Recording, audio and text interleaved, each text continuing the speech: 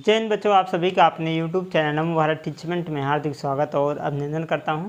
तो हम सब बच्चों कल के क्लास में जो है प्रश्नावली 3.2 के सभी उदाहरण कर चुके थे। तो आज के इस क्लास में हम सब प्रश्नावली 3.2 के प्रश्न को देखेंगे। ठीक है, तो कल के क्लास में हम सब क्या क्या सीखे थे कि जो है रैखिक समीकरण का ग्राफीय विधि से हल कैसे करेंगे, दोनों चरों का मान कैसे निकालेंगे, इनके बारे में चर्चा कर चुके थे। और इसी बेस पर ये भी प्रश्न है प्रश्नावली 3.2 की। तो पहला प्रश्न क्या कह रहा है, निम्नलिखित समस्याओं में रैखिक समीकरण के युग्म बताइए और उनके ग्राफीय विधि से हल कीजिए। ठीक है, रैखिक समीकरण युग्म बनाना है और फिर उनका जो है ग्राफीय विधि से हल करना है। ठीक है, तो पहला प्रश्न है, इसमें दो प्रश्न है। पहला प्रश्न देख लेते हैं। पहला प्रश्न है कि कक्षा 10 के 10 विद्यार्थियों ने एक गणित की पहली प्रतियोगिता में भाग लिए। यदि लड़कियों की संख्या लड़कों की संख्या से 4 अधिक हो, लड़कियों की संख्या लड़कों की संख्या से 4 अधिक हो तो प्रतियोगिता में भाग लिए लड़कों और लड़कियों की संख्या बताइए। ठीक है, लड़कों और लड़कियों की संख्या पूछा है तो पहले हम मान ही लेते हैं कि लड़के और लड़कियों की संख्या क्या है। ठीक है, तो इसका सलूशन देखेंगे। जो आपको नहीं पता होता है उन्हीं को हम पहले मानते हैं। तो पूछा क्या है, लड़कों और लड़कियों की संख्या, तो यही हम मानेंगे कि माना लड़कियों की संख्या है, माना लड़कियों की संख्या x तथा लड़कों की संख्या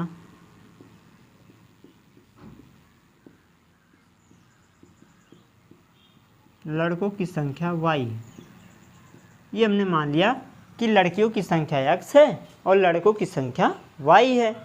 अब जो प्रश्न में कह रहा है उसी के हिसाब से हम काम करेंगे।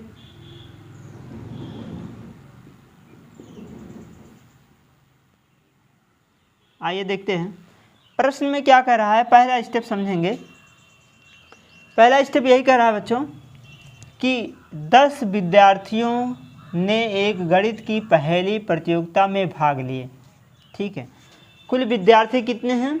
10 विद्यार्थी हैं। ठीक, और हमने कुल विद्यार्थी लड़के और लड़कियों को अगर देखें तो x लड़की हैं और y लड़के हैं, तो दोनों मिलाकर ही तो 10 रहे होंगे। कहने का मतलब ये हो जाएगा कि x और y लड़का और लड़की मिलाकर कुल कितने लोग हैं? 10 विद्यार्थी हैं। ये समीकरण नंबर 1 तैयार हो गया यहीं से। अब दूसरा स्टेप क्या कहता है, दूसरा है ना, ये तो पहला स्टेप हो चुका है। दूसरा स्टेप क्या कहता है कि यदि लड़कियों की संख्या लड़कों की संख्या से 4 अधिक हो, लड़कियों की संख्या, लड़कियां क्या हैं? x हैं, लड़के क्या हैं? कितने हैं? y हैं। कह रहा है ये लड़कियों की संख्या, लड़कियों की जो संख्या है ना, लड़कों की संख्या से, लड़कियों की जो संख्या है, लड़कियों की संख्या, ठीक है, लड़कियों की संख्या लड़कों की संख्या से 4 अधिक है। मतलब लड़कियों की जो संख्या है वो लड़कों की संख्या से कितना अधिक है? 4 अधिक है। इसके मतलब इसमें हम क्या कर देंगे, 4 ऐड कर देंगे यहाँ पर, ये हो जाएगा आपका 4। अब ये दोनों लोग कैसे हो गए? बराबर, क्योंकि लड़कियों, यहाँ पर बोला है लड़कियों की जो संख्या है लड़कों की संख्या से 4 अधिक है। इसके मतलब 4 यहाँ पर हम ऐड कर देंगे। ठीक है, अब ये हो जाएगा x माइनस वाई बराबर 4। ये समीकरण नंबर आपका कितना हो जाएगा? 2 हो जाएगा। ठीक है, अब इन दो समीकरणों से, समीकरण 1 और समीकरण 2 से हम दो बिंदु निकालेंगे। ठीक है, तो चलिए शुरू करते हैं। समीकरण 1 से यहाँ लिखेंगे, समीकरण 1 से, समीकरण 1 से अगर हम x बराबर 0 रख लें, x बराबर 0 रखने पर, अगर बच्चों हम x बराबर 0 रख लें समीकरण 1 से, समीकरण 1 में है ना, तो यहाँ से मिलेगा 0 प्लस y बराबर 10, यानी y बराबर 10 मिल गया। तो बिंदु आपको क्या मिला? तो बिंदु आपको मिला x पे 0, y पे 10, x 0, 10 मिल जाएगा। अब की बार हम क्या करते हैं, y बराबर अगर 0 रख लें, y बराबर 0, y बराबर 0 रखने पर अगर हम y बराबर 0 रख लें तो यहाँ हो जाएगा x प्लस 0 बराबर 10, यानी कि x बराबर 10 आ गया। तो बिंदु क्या मिला, यहाँ से बिंदु आपको मिल गया 10,0। ठीक है, अब हम यही काम समीकरण 2 से करेंगे। समीकरण 2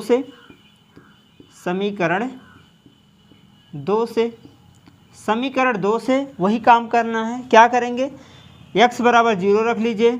x बराबर 0 रखने पर अगर हम x बराबर यहाँ 0 रखें तो हो जाएगा 0 माइनस वाई बराबर 4, यानी कि y बराबर -4 आ गया। तो बिंदु क्या मिला, बिंदु आपको मिल गया x पे 0 तो y पे -4, तो 0,-4 मिल गया। ठीक है, अब आगे थोड़ा सा और देख लेते हैं। एक बिंदु और है, x बराबर 0 रखा, अब कि y बराबर 0 रख लें। 0 रखने पर अगर हम 0 बराबर y रख लें तो यहाँ से ये y वाला 0 हो जाएगा, x बराबर 4 आ जाएगा, यानी बिंदु क्या मिला 4,0 मिल गया। ठीक, क्या मिला 4,0। तो अब हम सब एक संख्या रेखा बना लेते हैं और इस प्रकार से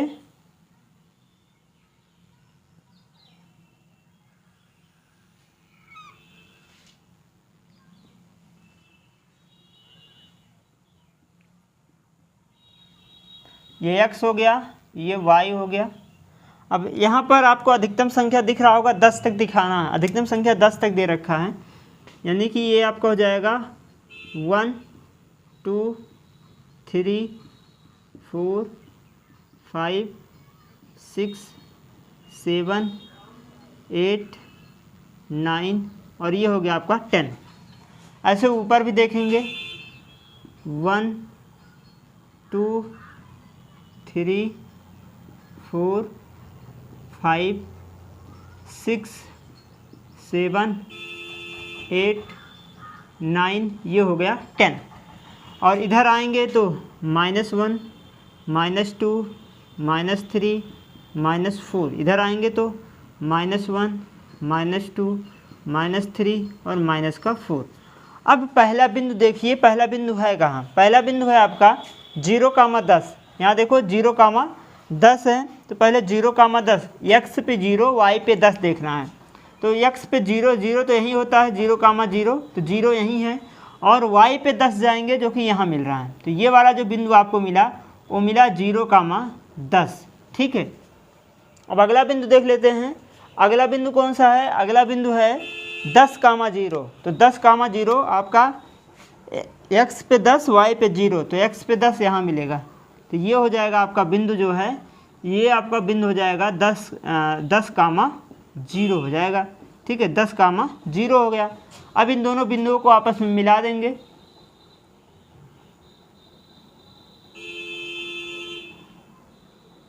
ठीक है, ये मिल गया दोनों बिंदु। और ये वाला जो रेखा है ये है x plus 10, x plus y बराबर 10 वाली रेखा है। अब ऐसे दो बिंदु और हैं, 0,-4, 0, मतलब x पे 0 y पे -4, y पे -4 यहाँ मिलेगा, जो कि ये 0-4 हो जाएगा। और अगला है 0,4 और जो कि 0,4, 4 मतलब या x पे 4 देखना है, जो कि यहाँ दिख रहा होगा। देखिए ये पूरा x वाला 4 है, तो कहने का मतलब ये हो जाएगा 0,4 हो जाएगा। तो अब इन दोनों बिंदुओं को आपस में मिला देंगे। तो इनको जब मिलाएंगे तो देखिए कैसे मिलेगा।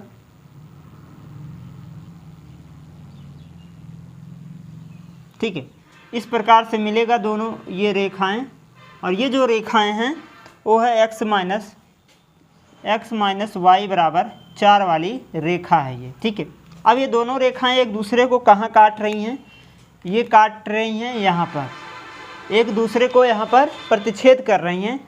कहने का मतलब अगर इसको हम आगे बढ़ाएं तो ये जाएगा आपका 3 पे, है ना, 3 पे जाएगा। और इसको अगर हम आगे बढ़ाएं तो ये आएगा 7 पे। ठीक, तो यहाँ से आपको जो बिंदु मिला है वो मिला है 7,7 3, कितना मिला 7,3 आपका ये बिंदु मिला है। ठीक है, तो y पे 3 और x पे 7। तो अब यहाँ पर आपको ग्राफ के द्वारा क्लियर होगा कि दोनों रेखाएं एक दूसरे को प्रतिच्छेद कर रही हैं। तो यहाँ लिखेंगे कि दोनों रेखाएं प्रतिच्छेदी हैं, प्रतिच्छेद करती हैं। दोनों रेखाएं कैसे हैं, प्रतिच्छेद करती हैं। अतः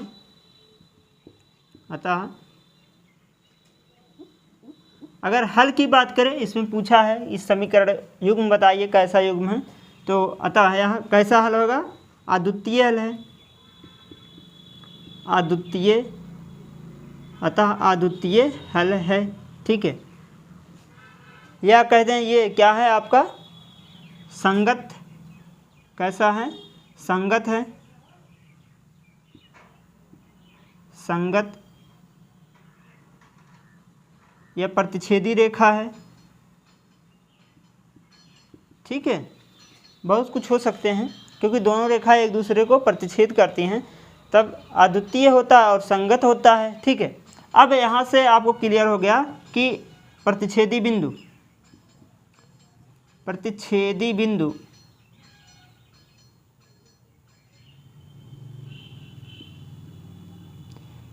बिंदु क्या है, 7,3, यानी कि यहाँ से x बराबर 7 आया है, x बराबर 7 आया है और y बराबर 3 आया है। ठीक है, तो x क्या माने थे, यहाँ से x बराबर क्या माना था, लड़कियों की संख्या, तो ये हो गया लड़कियों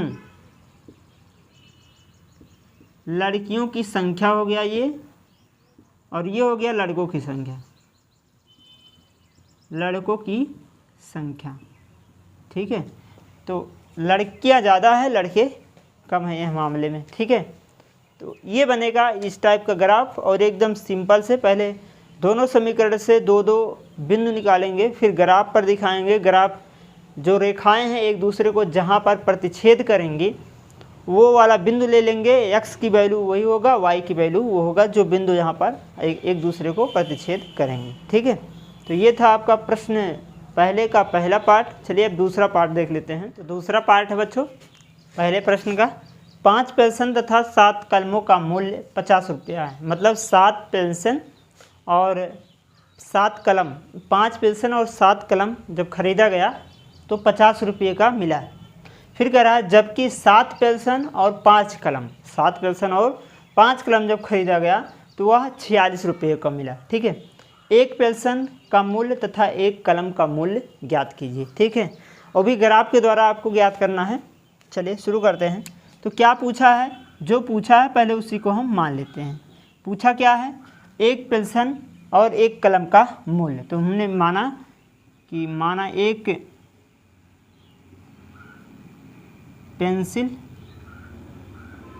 पेंसिल का मूल्य, मैंने मान लिया कि एक पेंसिल का मूल्य x रुपया तथा एक कलम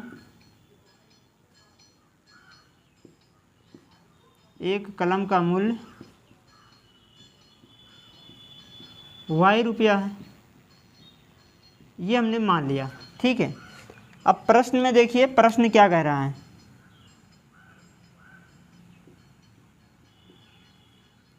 प्रश्न में क्या कह रहा है भैया, पहला स्टेप यही कह रहा है कि 5 पेंसिल और प्लस 7 कलम दोनों मिलाकर 50 रुपये का आता है, 50 रुपये का है। अब यहाँ समझिएगा 5 पेंसिल और 7 कलम 50 रुपये का आ रहा है, तो हमने क्या कहा कि एक पेंसिल x रुपये का, तो 2 पेंसिल 2x का, 3 पेंसिल 3x का, तो 5 पेंसिल 5x का, तो इसका मतलब यहाँ हो जाएगा 5x रुपया। अब ये रुपया बन गया, प्लस 7 कलम, एक कलम का मूल्य y रुपया, तो 7 कलम का मूल्य 7y, तो यहाँ हो जाएगा कितना 7y। दोनों मिलाकर कितने का आया है, 50 रुपया के बराबर है ये, है ना। इसको हटा दे रहे हैं, ये हो जाएगा 50 के बराबर। इसको डाल देते हैं हम समीकरण नंबर 1। अब अगला स्टेप यही बोल रहा है, दूसरा स्टेप देखते हैं। दूसरा कह रहा है कि 7 पेंसिल और प्लस 5 कलम दोनों मिलाकर आया है 46 रुपये का। दोनों कितने का है? 46 रुपये का है। तो 7 एक, यहाँ देखो पेंशन की बात हुई है, तो एक पेंशन x रुपये का, तो 7 पेंशन 7x का। तो एक कलम 5 रुपये का, तो 5 कलम 5y का हो जाएगा। ठीक है, तो ये बराबर हो जाएगा 46 रुपया के। ये समीकरण नंबर हो गया आपका 2। अब समीकरण 1 से और समीकरण 2 से हम बिंदु निकाल लेते हैं, है ना। क्या निकालेंगे? बिंदु निकाल लेंगे। तो लिखेंगे पहले समीकरण 1 से, समीकरण 1 से x बराबर 0 रखने पर, चलो अगर देखो हम x बराबर 0 रख लें इसमें, तो ये हो जाएगा 7। क्या 7 से 50 पूरा कट जाएगा? जब यहाँ x बराबर 0 रखोगे तो ये तो पूरा 0 बन गया, इसका काम ही खत्म हो गया, पूरा 0 हो गया। ये 7 से भाग करोगे 50 में, पूरा पूरा विभाजित नहीं हो पाएगा। ठीक है, कहने का मतलब यहाँ से कुछ ऐसा कोई मान रखो ताकि इधर जाने के बाद ये घट जाए। ठीक है, तो ऐसा कोई मान रखिए ताकि पूरा पूर्णांक संख्या मिले, जो कि ग्राफ में दर्शाया जा सके। तो जैसे हमने अगर यहाँ x बराबर 3 मान लें, तो ये हो जाएगा 15। x बराबर अगर 3 रख दे तो ये हो जाएगा 15, और 15 उधर जाएगा, घट जाएगा, और जब 50 में से 15 घटाएंगे आएगा कितना? 35 आ जाएगा। ठीक है, 35 5 40 10 50, और 7 से कट जाएगा, 7 5 35 तुरंत। ठीक है, कहने का मतलब हम x बराबर 3 रख लें, x नहीं रख कर क्या रख दें? 3 रख लें। तो x बराबर हम 3 रख रहे हैं, तो हो जाएगा आपका 5 × 3 और प्लस का 7y और बराबर का यहाँ पर 50, यानी कि 7y बराबर हो जाएगा 50 माइनस का 15, तो 7y बराबर हो जाएगा आपका 35, है ना। और 7 5 35, तो y बराबर कितना मिल गया? 5 मिल गया। तो बिंदु आपको क्या मिला? बिंदु आपको मिल गया x पे 3 y पे 5 मिला है, तो 3,5 हो गया। एक तो ये प्राप्त हो गया। अब की बार हम y बराबर कुछ रख लेते हैं, इसी समीकरण 1 में 2 बार रखना है। अब की बार y बराबर अगर हम देखिए, y बराबर अगर हम 0 रख लें तो ये तो पूरा 0 हो जाएगा, और 5 से भाग करोगे 5 दाम 50, यदि भी कट जाएगा। इसका मतलब हम क्या कर दें? y बराबर 0 रखने पर तो यहाँ जब 0 रखोगे तो हो जाएगा 5x प्लस 7 × 0 बराबर 50, तो ये जाएगा 5x बराबर 50। तो x बराबर कितना हो जाएगा? 10 5 50, 5 दाम 50। तो बिंदु आपको क्या मिल जाएगा? यहाँ से बिंदु मिल जाएगा 10,0। ठीक है, 10,0, 2 बिंदु मिल गए। अब अगला देख लेते हैं। अब समीकरण 2 से अब की बार काम करेंगे। समीकरण 2 से 2 में अब वही काम किया जाए। तो अगर 2 में 0 रख लें यहाँ पर, x बराबर 0, तो 5 से 46 पूरा नहीं विभाजित होगा। ठीक है, तो ऐसा कुछ मान रखो x के स्थान पे, ताकि ये 5 उसको विभाजित कर दे घटने के बाद। यहाँ देखो x बराबर अगर 3 रख लिया तो 21 हो जाएगा, और 21 उधर जाएगा, 46 में से घटाओगे तो ये 5 आ जाएगा, ये 25, और 5 से काटोगे 5 25, पूरा विभाजित हो जा रहा है। कहने का मतलब x बराबर हम 5 रख लें तो आसानी से हमें एक पूर्णांक संख्या मिल सकती है। इतना सोच के आपको काम करना पड़ेगा। तो x बराबर 3 रखने पर,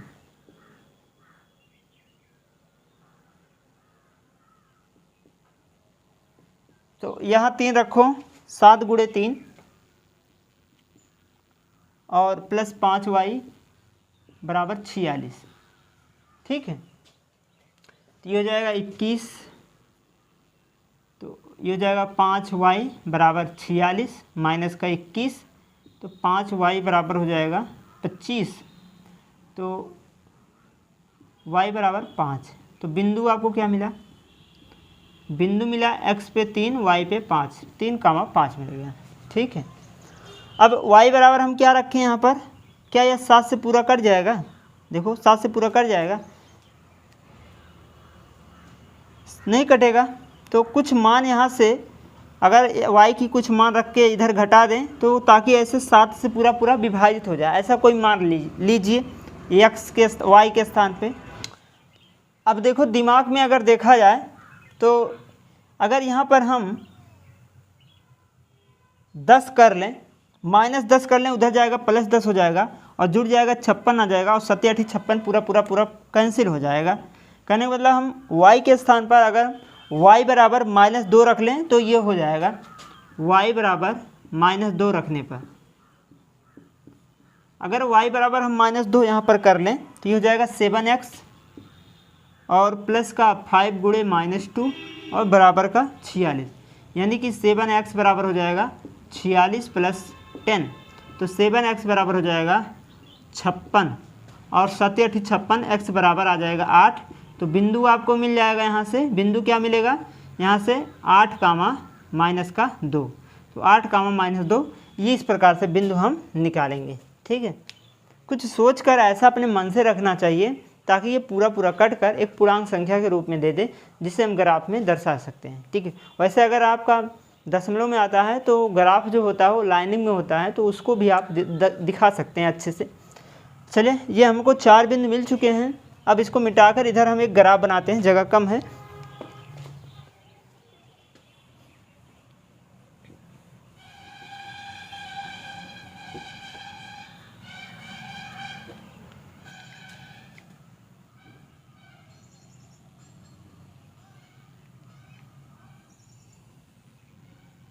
ये हो गया x अक्ष, ये हो गया y अक्ष, x डैश हो गया और ये हो गया y डैश। ठीक है, अब यहाँ देखा जाए तो अधिकतम 8 संख्या है, 8 नंबर तक 10 है, अधिकतम 10 है तो 10 तक दिखाना पड़ेगा। ये हो जाएगा 1 2 3 4 5 6 7 8 थोड़ा से कम पड़ रहा है,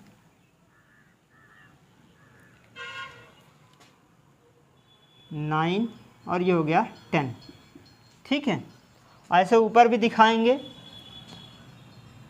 1 2 3 4 5 6 7 8 9 आगे 10 और नीचे आएंगे तो -1 -2 -3, इधर आएंगे तो -1 -2 -3। ठीक, ये आपका 0, होगा यहाँ पर मूल बिंदु।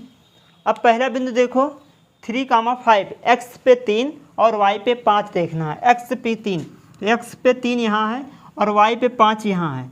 अब इन दोनों को थोड़ा से हम आगे बढ़ाएंगे ऐसे, और इसको भी थोड़ा से ऊपर बढ़ाएंगे एकदम सीधी रेखा में। ठीक है, तो यहाँ कहीं ये दोनों आपस में मिल रहे हैं, तो सीधी रेखा में जहाँ दोनों आपस में काटेंगे, एक बिंदु ये हो गया। दूसरा है 10, 0, तो x पे 10 y पे 0, तो y पे 0 तो चलना नहीं है, x पे 10 आना है, तो यही है दोनों, तो ये बिंदु हो जाएगा आपका 10, 0। अब इन दोनों को आपस में मिला देंगे,